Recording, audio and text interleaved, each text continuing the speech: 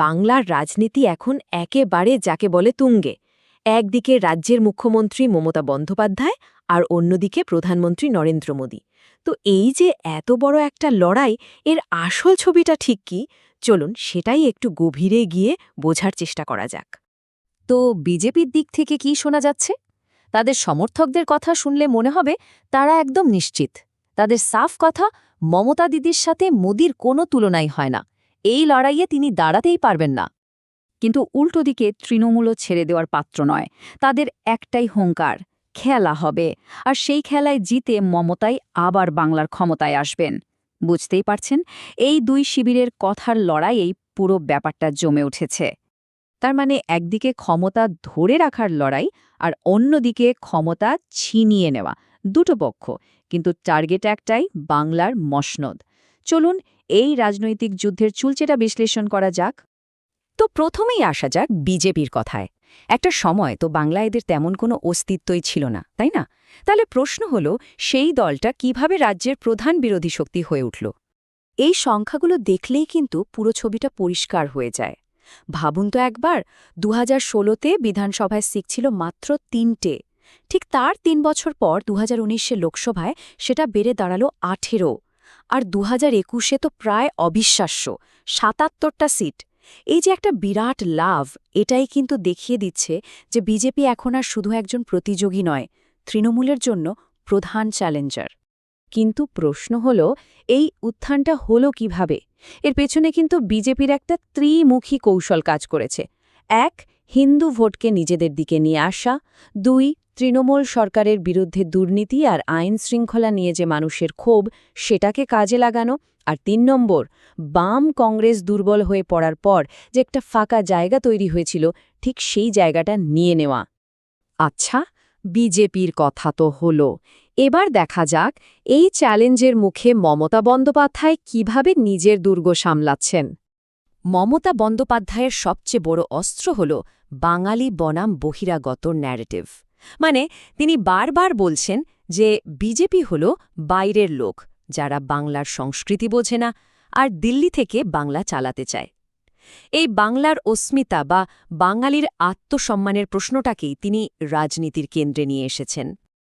আর যখনই বিজেপি দুর্নীতির কথা বলে, তৃণমূল সঙ্গে সঙ্গে তাদের জনকল্যাণমূলক প্রকল্পগুলোর কার্ড খেলে। যেমন ধরুন কন্যাশ্রী, স্বাস্থ্যসাথী, দুয়ারে সরকার আর বিশেষ করে লক্ষ্মীর ভাণ্ডার। এই প্রকল্পগুলো বিশেষ করে মহিলাদের মধ্যে কিন্তু দারুণ জনপ্রিয়, আর তৃণমূল এগুলোকেই তাদের কাজের প্রমাণ হিসেবে তুলে ধরে। তো দুই দলের কৌশল তো বোঝা গেল। এবার চলুন দেখি ঠিক কোন কোন মুদ্রা নিয়ে এদের মধ্যে সরাসরি টক্কর চলছে, যা কিনা এই নির্বাচনের ফল ঠিক করে দিতে পারে। দুর্নীতি তো এবারে নির্বাচনের একটা হট টপিক। বিজেপি এক নাগারে সিন্ডিকেট রাজ আর এসএসসি, রাশন, এই সব কেলেঙ্কারির কথা বলছে। তাদের অভিযোগ, তৃণমূলের আমলে ব্যাপক দুর্নীতি হয়েছে। ওদিকে তৃণমূল কি বলছে? তারা বলছে এসব আসলে রাজনৈতিক প্রতিহিংসা। বিজেপি ভয় পেয়ে ইডি, সিবিআই এর মতো কেন্দ্রীয় এজেন্সি দিয়ে তাদের নেতাদের হেনস্থা করছে। মহিলা ভোট কিন্তু এখানে একটা বিশাল বড় ফ্যাক্টর। বিজেপি সন্দেশখালির মতো ঘটনা সামনে এনে বলছে, দেখুন, মহিলা মুখ্যমন্ত্রী থাকা সত্ত্বেও বাংলায় মহিলারা সুরক্ষিত নন। আর তৃণমূলের জবাবে কি বলছে? তারা লক্ষ্মীর ভাণ্ডার, কন্যাশ্রীর মতো প্রকল্প দেখিয়ে বলছে আসল মহিলাদের ক্ষমতায়ন তো তারাই করেছে। আরেকটা বড় বিতর্ক তৈরি হয়েছে ভোটার তালিকা নিয়ে। তৃণমূলের অভিযোগটা বেশ গুরুত্বপূর্ণ।